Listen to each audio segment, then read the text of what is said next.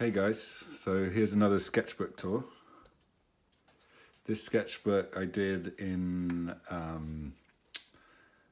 2020, I think.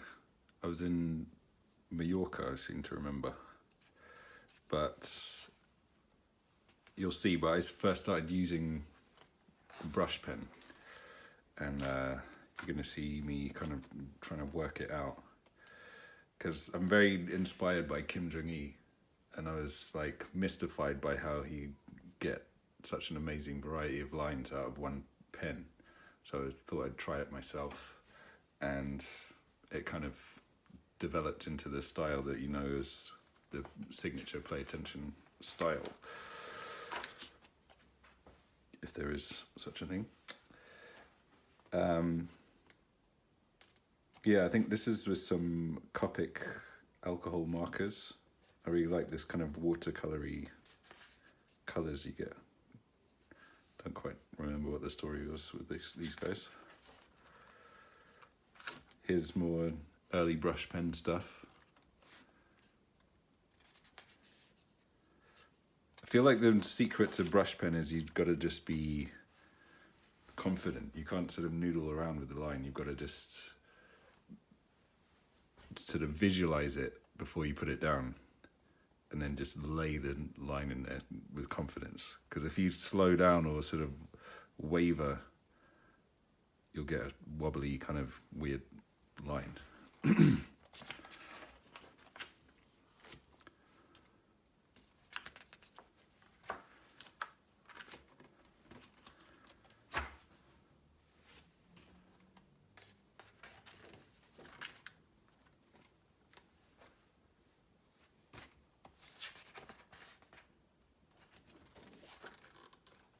Yeah, it's more kind of brush pen experimentation. If you let me find one really quick. There's like a sort of chamber inside the pen, and when you squeeze it, you see the inks filling up in there. Don't know if you can see that. But depending on how much or how little ink is in this chamber, you can get a very kind of like blobby marks, more like a sort of paintbrush that's loaded up with ink or watercolor or something like that. So you can get quite rough marks or down to very fine lines like that. But I think that's something that stumps people to begin with, is that you're pumping too much ink into it. And there's a sweet spot for the type of drawing that you're doing, which is sort of like half dry and half saturated. I usually keep a piece of paper next to my desk where I'll sort of, after I've filled up the chamber, I'll dab it on that piece of paper and then use that until I get the sort of line that I'm happy with. So you're not just sort of experimenting straight on your drawing with the brush, not knowing how loaded up it is. Not quite sure what I was thinking here. There's a little fisherman using this guy's bottom jaw as a dinghy. Yeah, this is kind of around the time I was still, well, I still am trying to come up with ideas for Play Attention, but I was trying to sort of solidify what it would be in my mind and come up with some sort of t-shirt ideas. But this was before it really took off and turned into what it is now. Some character designs. Something slightly sort of Jamie Hewlett-esque about this woman. Don't know what was going on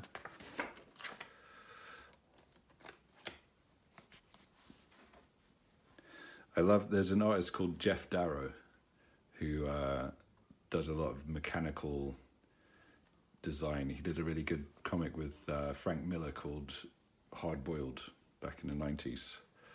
And if you don't know Jeff Darrow's work, go and look it up. He was the production designer on The Matrix and designed the Sentinels and all that stuff. But he used to work in a food factory, and he's got like such a good eye for mechanical design. And I'm always like, when I'm drawing robots or trying to come up with an idea, I try and think about the sort of articulation and what are the forces that are needed to be exerted on what part to sort of move it in a convincing way. A lot of it's kind of fudged and probably wouldn't work in real life, but I think if you at least have that in the back of your mind when you're drawing these things, you have to find its own internal logic, and that helps to sell the kind of robotic stuff. If you just draw loads of little details and they don't sort of feel like they could do something, I feel like it doesn't look convincing. This is sort of long neck, redneck. This is more just me practicing with the brush pen. I think I'm starting to get more confident with it. But a lot of you say to me, like, the brush pen's so hard, I hate it, it's really frustrating. You basically just have to do a bunch of drawings and play with it, figure out its limitations. Because I love it because it's so quick. I feel like with sort of fine line pens like this, the nib will kind of break or run out, or I just find it really frustrating. So the brush pen is more like painting, which I do a lot of, and feeling like painting the line rather than trying to scratch out a little. I mean, it depends what kind of drawing you're working on, but I really like the sort of flowy quality that you get with the lines, and they're not perfect either. They kind of wiggle a bit. I like that character that it gives you.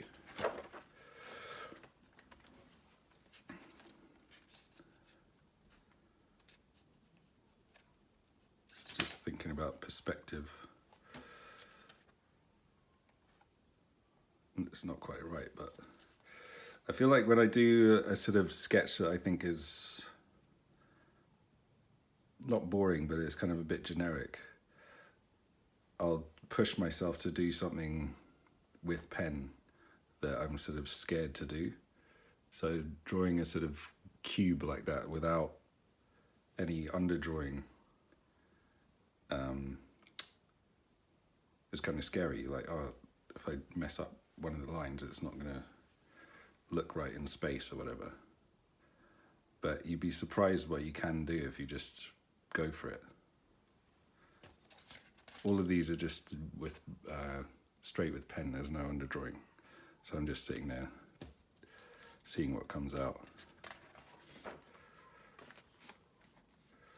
Also, yeah, with brush pen, I think it's quite hard to draw parallel lines, which you need for doing lots of wires and stuff like that. But you can just, sometimes the character that when you don't quite get it right actually adds to the sort of feeling of the drawing. Like, feels aged or feels more expressive than if you perfectly plotted that out with a French curve or something.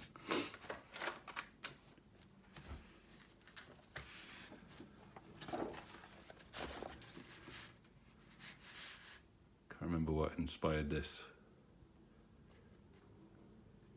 I think I drew most of these during the lockdown, so there's a lot of kind of solitary waiting around vibes going on in my head.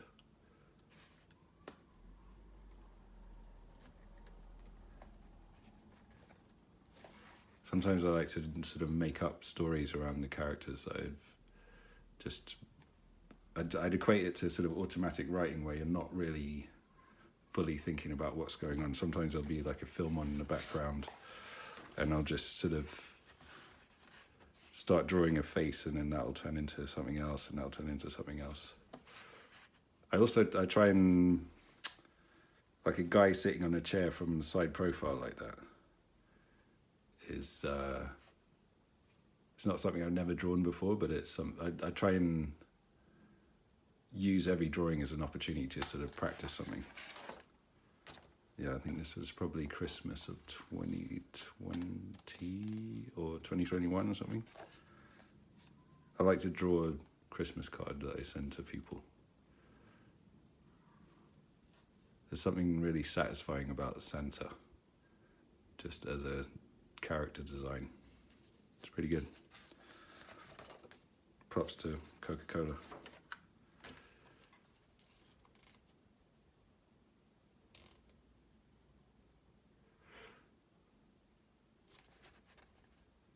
Yeah, I don't know what's going on there.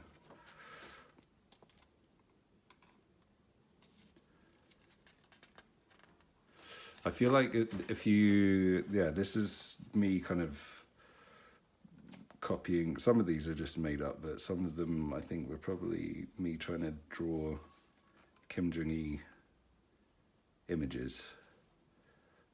But I find if there's an artist that you really like and they use a medium that you're really into, if you try and draw like them or try and do studies of their work, because if they're really good, they've already solved a lot of the problems that you're going to be having. And the best way to understand that is to draw like them for a while. And I feel like it's not to copy their style or to sort of emulate them. I feel like when you fold artist styles into your own, it improves your own. And that sort of understanding that you gain from doing those experiments, it all sort of builds into a muscle memory of like understanding what you're doing and being able to execute a good drawing. So I think I draw in a medium that Kim Jong-il used a lot, and I did a bunch of sort of works inspired by him here to just to understand it a bit better. And I tell you, when you start trying to draw Kim Jong-il's drawing, even copying what he's just doing out of his imagination, you realize he's doing some pretty amazing things.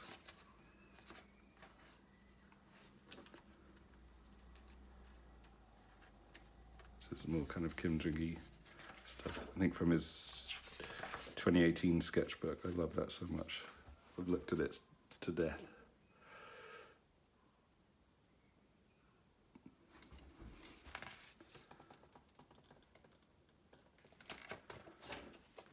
Yeah, this is definitely a Kim Jong-il study. I just love how sort of pliable his character. I mean, this isn't even one of his drawings; it's mine. But there's something so fleshy. Like when I draw people, I feel like they can look a bit stiff and a bit like, his always had sort of softness to them, like the way she's pulling her stomach or abdomen or whatever open to pull this thing out. You can feel that there's not just skin, there's like sort of fat and tissue in this kind of robot's fake body. I think this, well, at least the face was probably taken from Kim Jong-il.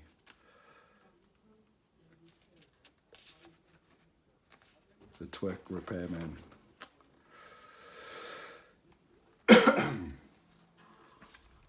This is more just brush pen practice. That was me back then, trying to support my own art career. Now this is a drawing I did for, which became the sort of logo of 2023's Secret Garden Party. I really love Ghost in the Shell, the beginning sequence where they're building the major character, and all these, it just looks like it must have taken months to animate. There's little tiny screws and her whole, it's like a working robot body being constructed on an assembly line, but it's all kind of like floating together. It's crazy. And I like the feeling of suspension in my drawings. A lot of my head ones, I feel like I want to create this feeling of that things are floating in space. And yeah, it's just fun to draw that. There's another semi-detached robot. There's an artist called Katsuhiro Otomo who directed Akira and created the Akira comics, and he's one of my favorite artists. But one of the things that I think is so amazing about his work is he's able to draw the invisible, which what I mean by that, I don't have an example of his work right now, but what I mean by that is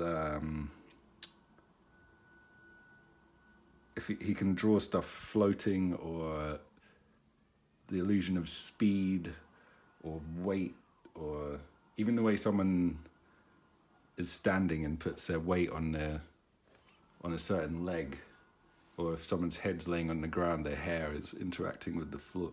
I feel like there's the real skill to drawing an animation or a static drawing is you can kind of feel the forces acting upon that thing, or you can you kind of have a sense of what's going to happen before and what's going to happen after that single frame. Like you feel the movement subconsciously. But the way Otomo draws, he's so precise, and it just he can sort of draw magic, like someone levitating a rock or something like that, and you totally buy it as a movement. Yeah, this is more brush pen, mucking around with brush pens.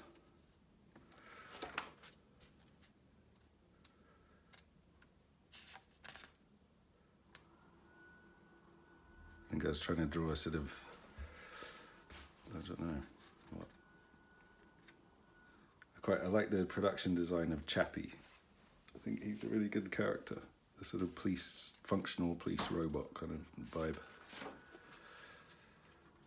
And this I've switched to fine line, or maybe a ballpoint pen. I like to switch up the tools that I'm working with, because I feel like you can get kind of dug into the muscle memory of just with one, and you start creating quite similar images.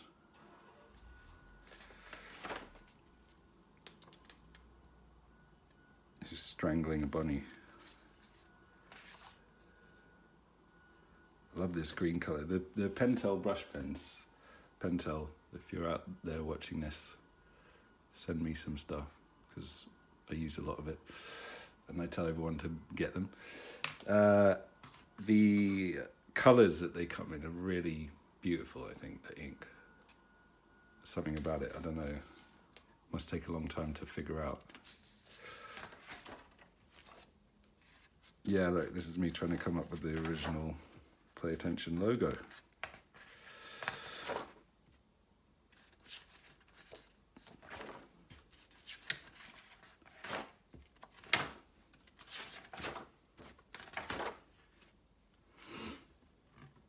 Well, there you go. There's a sketchbook tour.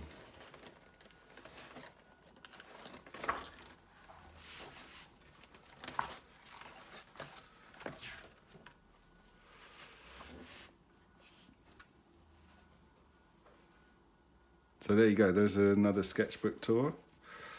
Hope you enjoyed it. Don't forget to subscribe, like, and ring the bell, and I'll make some more videos of me actually drawing next time. Okay, bye.